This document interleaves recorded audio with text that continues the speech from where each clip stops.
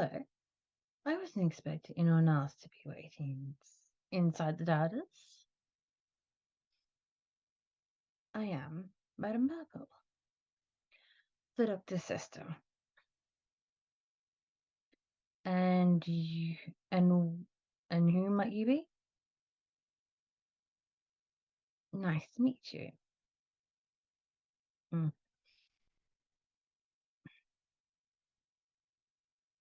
I was hoping to catch the Doctor, but all I can see is a very messy TARDIS that needs a bit of a tidy up, especially all of these books that are just lying around. Let's see if we can tidy up around here just a little bit. Let me put my phone down first because I see a pile of books that is calling my attention.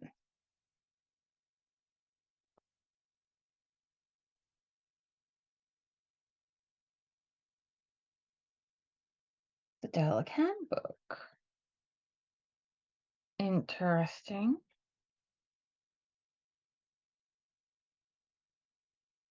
I suppose it isn't.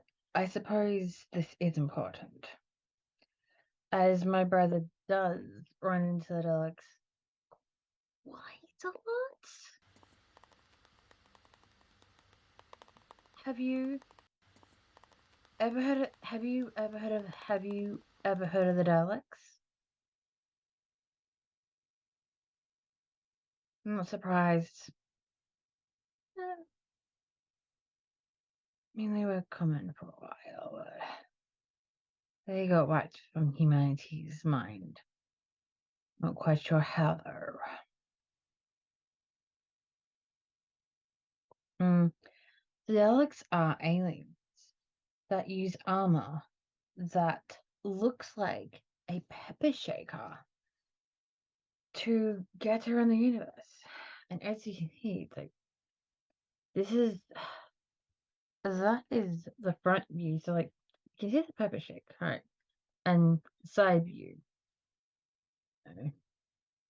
Mm. Even though they may look silly or look like this, they are actually they are one of the most deadliest enemies my brother has ever faced, and even caused him to use up one of his regenerations just because he decided he liked how that face looked.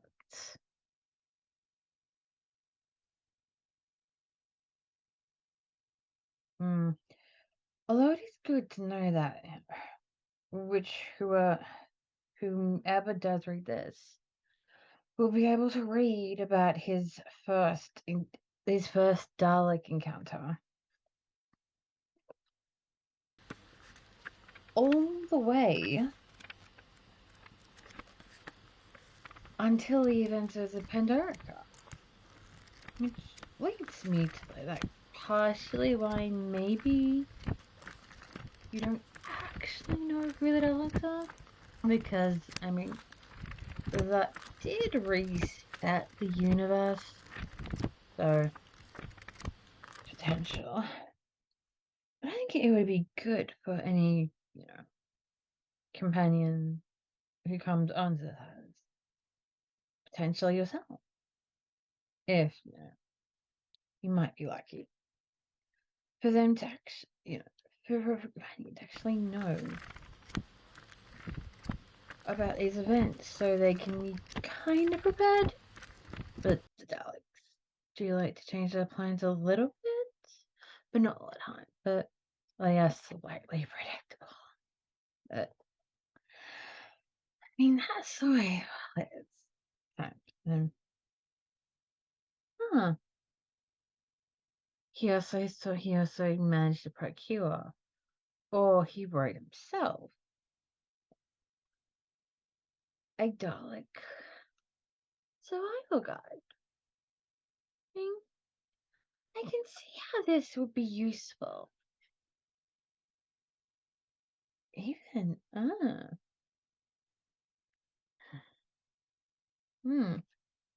even history of like where potentially they came from. Things to look out for. I mean, even having each different type of Dalek. Even from back in the days when they were on Skyro. Ah, Skyro? Oh, that's the home planet. Which back then they actually needed, back they needed to be in contact with the ground. So I hadn't yet mastered the use of what you might call levitation, or just being able to get off the ground,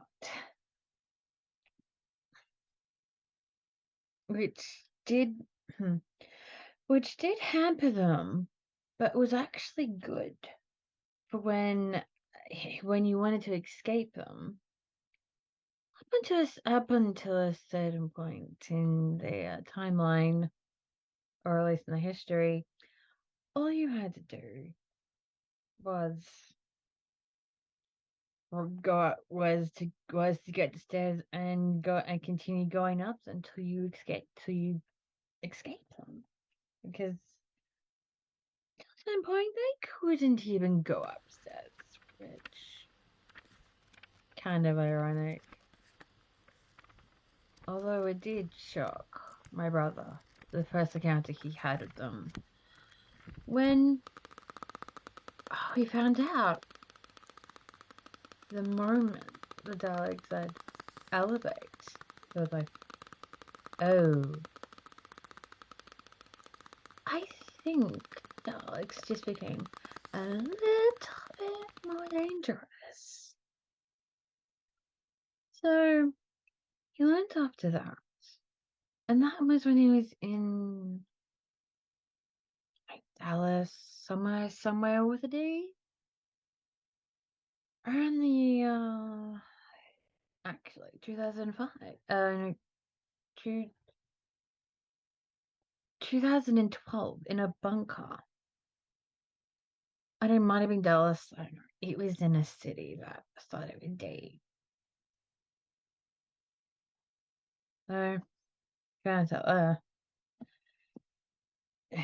No. Hmm. Huh. He also sought to include a handbook for the companion to explain the TARDIS. Which I think probably handy because like they should have had to get around to it a little bit.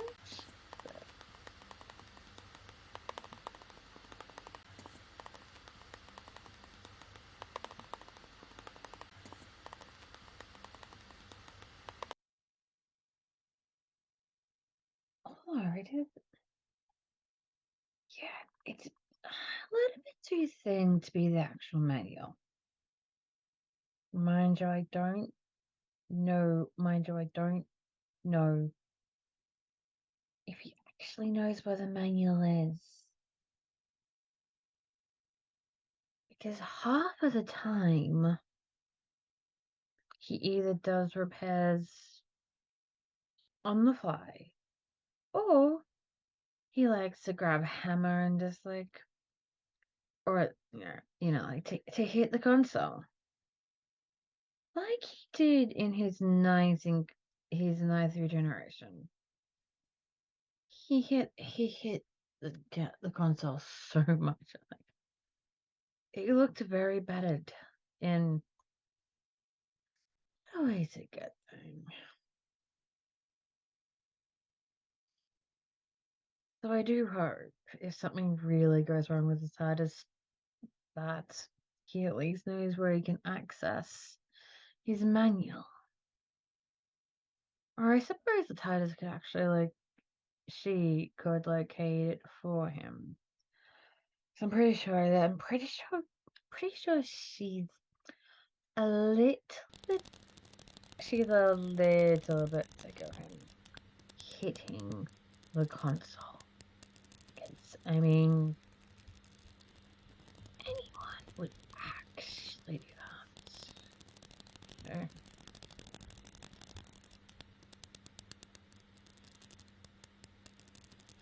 Mhm.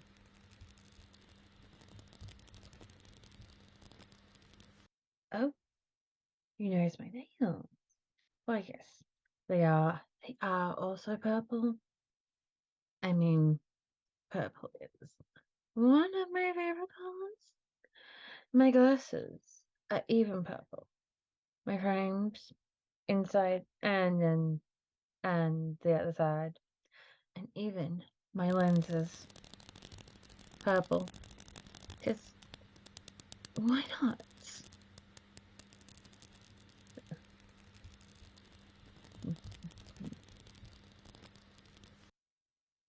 Oh, wow, this book. I haven't seen this in a long time. Time Lord Fairy Tales.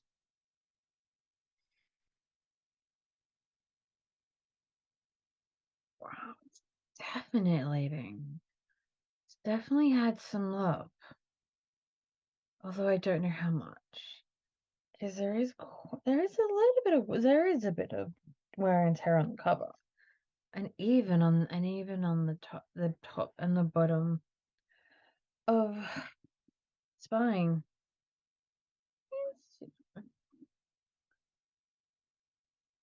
I mean, that's normal for books. Uh, oh, oh, it's a collection of 15 tales of ancient wonder and mystery, passed down throughout generations of Time Lords. Dark, beautiful, and twisted. These stories are filled with nightmarish terrors and heroic triumphs from all across time and space. And we grew up with these, especially grew,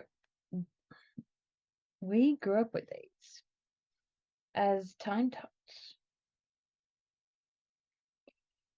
So my mind must think, if the reason he has it out because he was either A, nostalgic, or B, he must be having trouble sleeping. Hmm. I remember there was at least three in here that were my absolute favorites. Hmm. I remember those were. Hmm.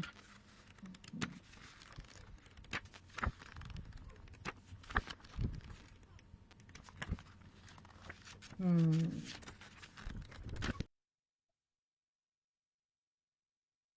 Oh, Frozen Beauty. Um, Jack and the Wormhole. Oh, and the three brothers Gruff.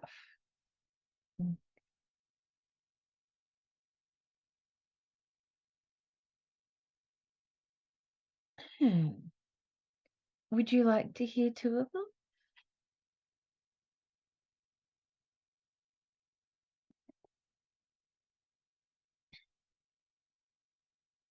Which of them would you? Hmm. Sure. Let's start with Frozen Beauty. That's on page 17.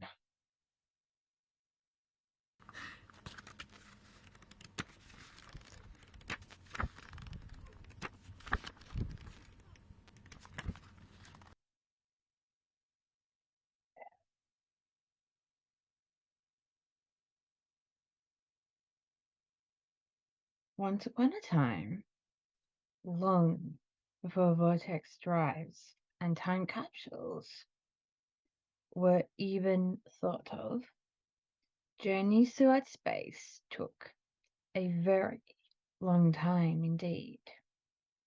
The distance between worlds was not even measured in days or weeks,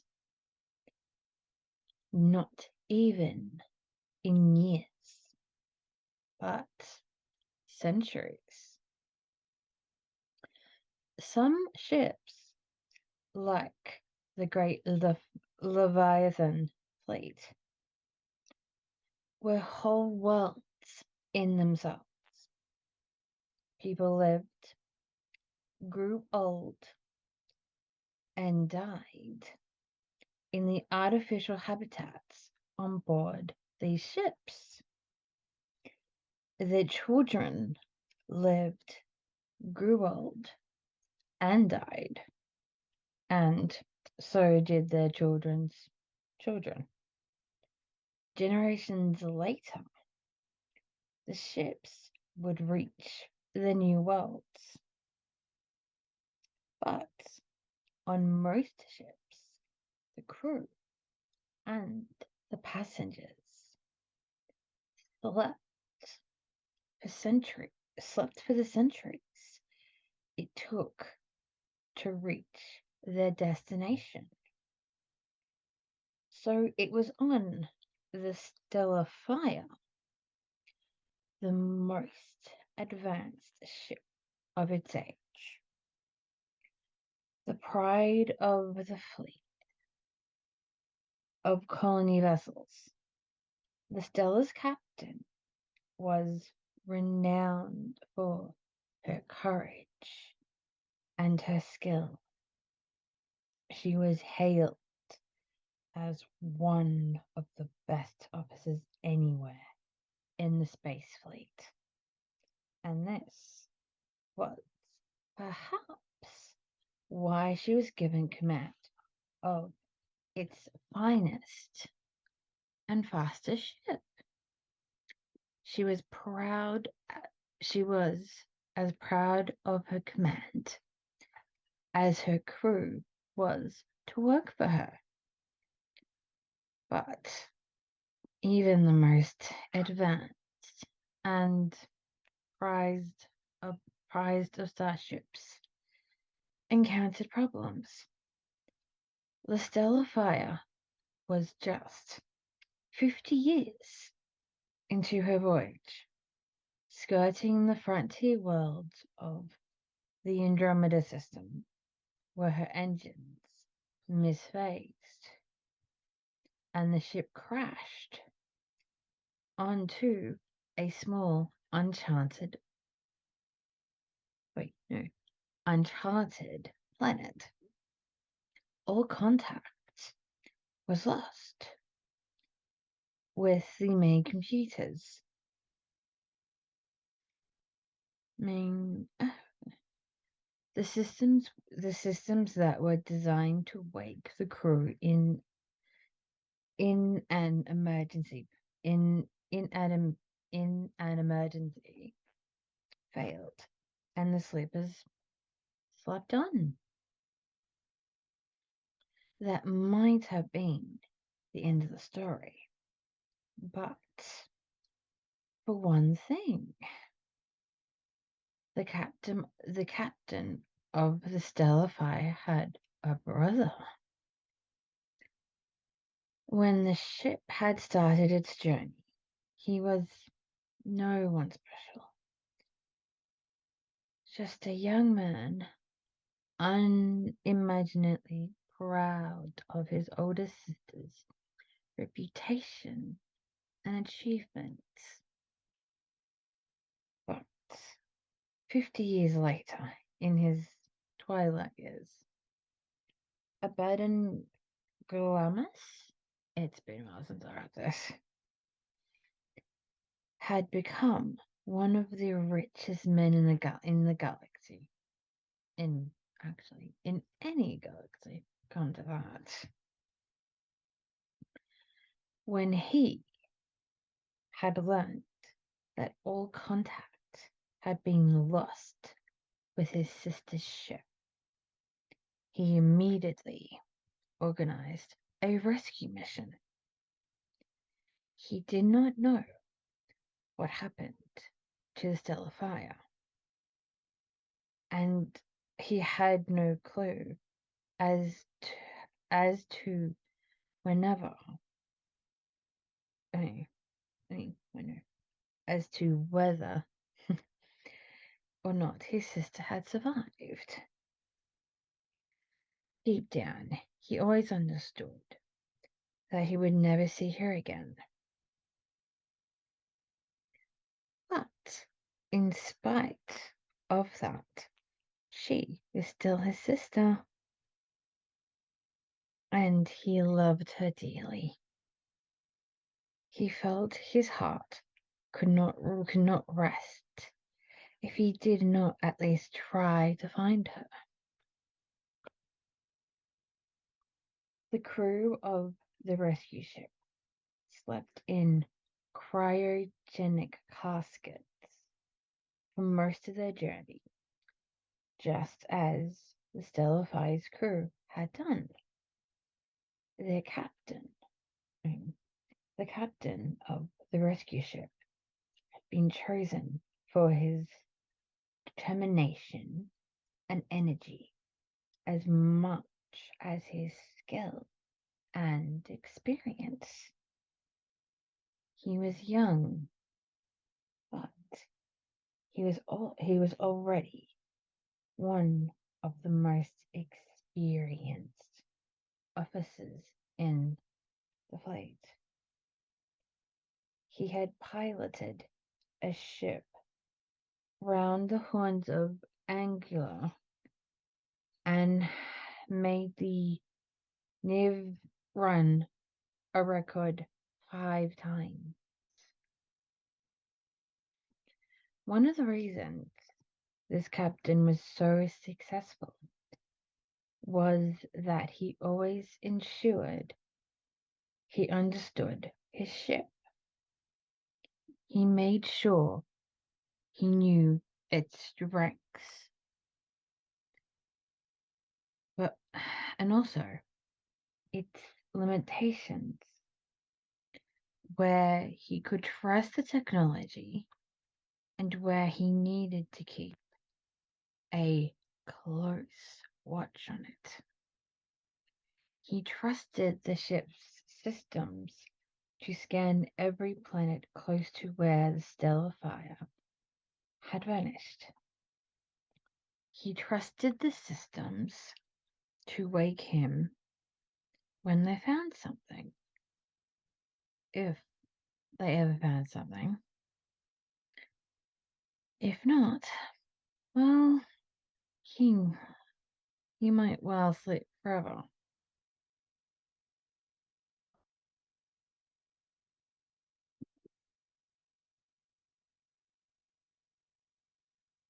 Back on the captain's homeworld, time passed,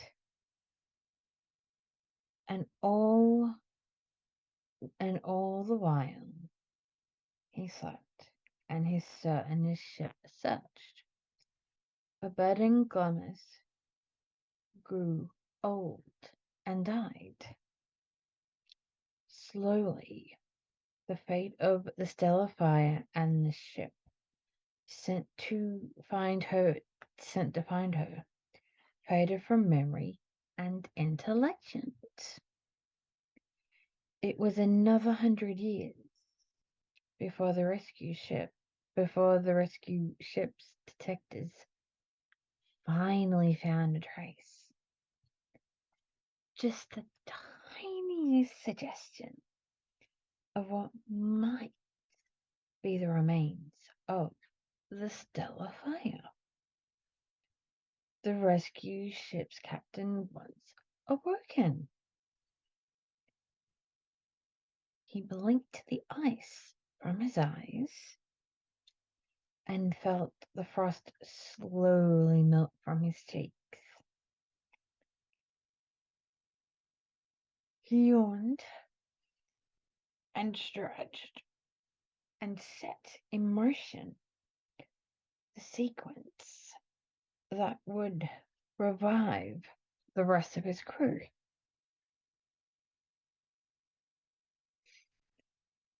A glance at the instruments was enough to convince him that they indeed had found what they were looking for, the stellar fire. But would anyone have survived the crash?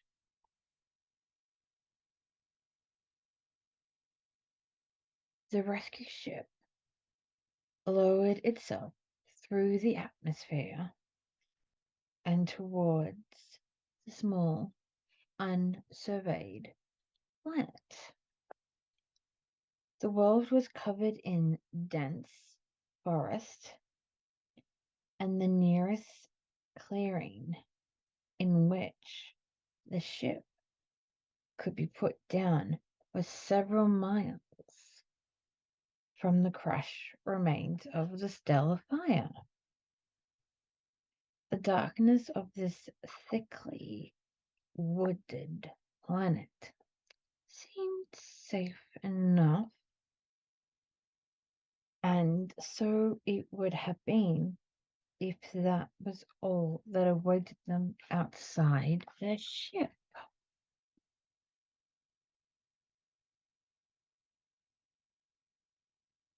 Before they headed out into the forest, the captain assembled his crew. No one knows what lies in this forest, he warned them. We have our survival suits and our laser blasters. We are trained and equipped for anything we might encounter. But I cannot order you to follow me. I can only ask that having come this far, you agree to accompany me the last few miles.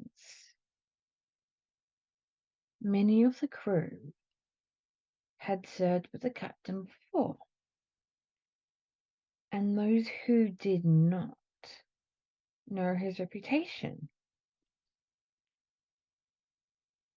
who had many of the crew had served with the captain before, and those who had not knew his reputation. They would go through anything if he asked them. Every one of them agreed to follow him. I do not know what we shall find at the crash site, he admitted. It may be that the ship was totally destroyed and everyone perished in the impact. It is possible that we may have spent over 100 years asleep for nothing. But until we reach the crash site, we won't know. We may discover that our journey has not been in vain. If we can rescue just one survivor from the stellar fire, then a century of frozen slumber is worth it. And so they set out throughout the forest. The way was dark and treacherous, with many hazards. Long creepers hung down through the foliage like the legs of huge spiders, and some plants hissed and spat at the humans as they passed. Sharp, thorny tendrils swiped at them. Wild animals growled in the shadows, but were too afraid to approach these strange creatures who had descended from the sky into their world. At one point, a great chasm opened up across the landscape in front of them, and they had to fashion ropes from the hanging creepers to swing themselves across. Night and day were lost beneath the heavy canopy of strange plants and alien vegetation. The crew camped when they grew weary, and the captain set a watch in case the animals hiding in the shadows should get a little too curious. But as the crew gradually got closer to the site where the stellar fire had crashed, the growls of the animals quieted and eventually disappeared altogether. It was as though the animals knew of some great danger ahead, and they didn't dare to follow the humans into it. When the crew had rested, they moved on, all keen to find the stellar fire, and they hoped its passengers and crew.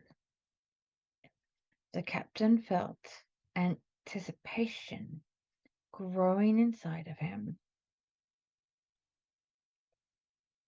as his navigation handset assured him they were closing in on their destination. He had heard and read so much about the lost ship's captain, and he could not wait to see the great ship she had commanded, and maybe even meet her in person. And then they finally saw it. The great metal hull of the stellar fire appeared through the orange and yellow leaves and stems in front of them. Draped sunlight shone in its corroded sides. Multicolored vegetation had grown up through the hull itself, and plants with sharp, narrow leaves and studded with powerful suckers clung to every surface. The forest had claimed the ship for itself. The crew found the main hatchway. It was partially buried in the ground and matted over with vines and clawing roots, but it had been torn open. Something had already forced its way inside. Cautiously, the captain led his team through the hatch. It looked like the ship's systems were still running on emergency power, as the whole interior was bathed in a dull red glow. They made their way through the shattered remains of corridors and walkways, past storerooms and cargo holds, towards the cryogenic section where the passengers and crew were sleeping, or so they hoped. They hacked their way through the trees that had grown everywhere. Shadows loomed and deepened around them.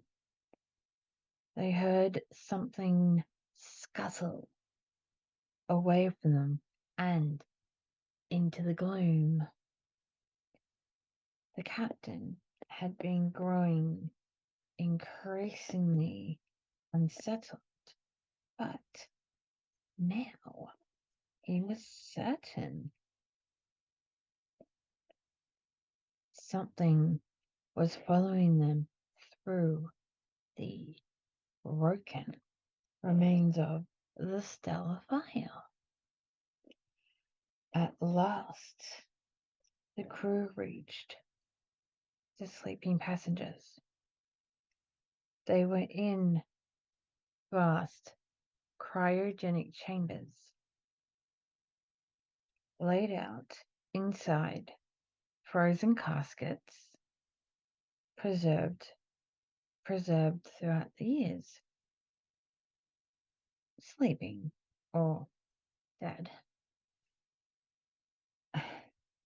As the captain slowly moved through the chambers, he realized the terrible truth.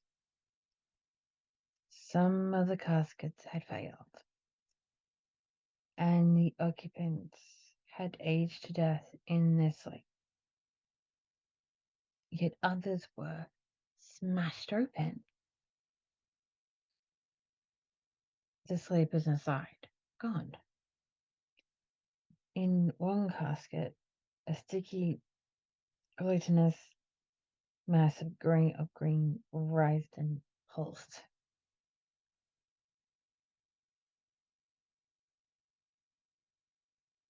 As the captain and his crew looked on, it heaved itself over the edge of the smashed lid and squelched down onto the floor. It was like nothing the captain had ever seen before. But thanks to the brief implants he had taken before the journey, he knew what it was. The larvae of an Andromedan parasite.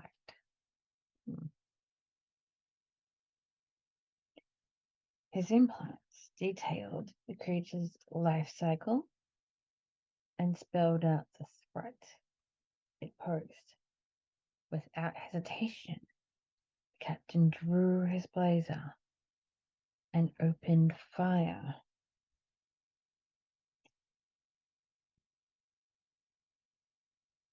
In moments, the creature was dead, a slimy mess across the floor of the chamber.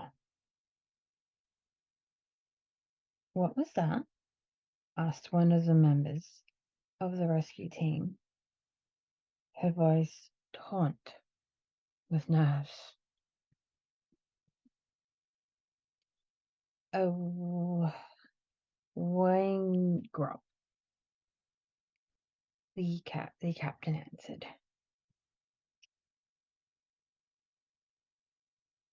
He told them how the massive maggot-like creatures devoured sleeping passengers, absorbing not just their flesh, but their minds, memories, and experiences too. They lay eggs inside us. He explained. Any casket that is not sealed could contain a worm going and ready to hatch at any moment. The captain and his crew had no idea how many worms they faced, but the captain knew their strengths lay just the captain knew that their strengths lay just as much in numbers as in their laser blasters. They needed to awaken any survivors and escape back to their own ship. Soon, the Wormwood, fearful of losing their food supply, would attack.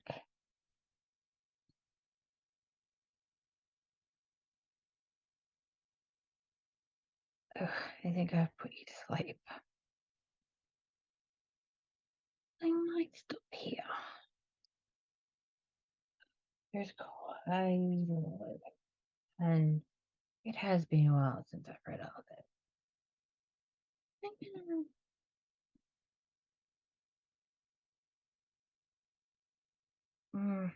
I would get you to mm, I got it.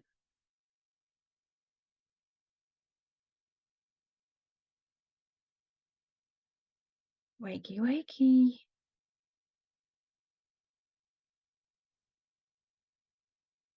Okay, now I know. I'm sorry I ended up putting you to sleep with that story. I've just been waking up just so I can get you into an actual bed before you fall asleep again. So I will ask the TARDIS to bring to put a door directly connected to the console room, which is the room we are currently in, because I can see you're going to fall asleep again pretty soon. So once again, I am sorry for putting you to sleep, but it's been a while since I've actually read that story, and I forgot how long it was. It was probably halfway through the story, to be exact. So, oh, wait, did you? You didn't? Oh, that's good. I might have had notifications. I'm like, I think I heard maybe my brother might be back. So I think it's time you need to get a nap. So you will see a brand new door and you'll know straight away that will lead to a bedroom. Go through that and have a restful sleep. And I do hope to see you maybe another time. You never know. We might run into each other. Maybe. I don't know. Maybe. Anyway. Have a yes. So have a good sleep and hope to see you another time. Goodbye.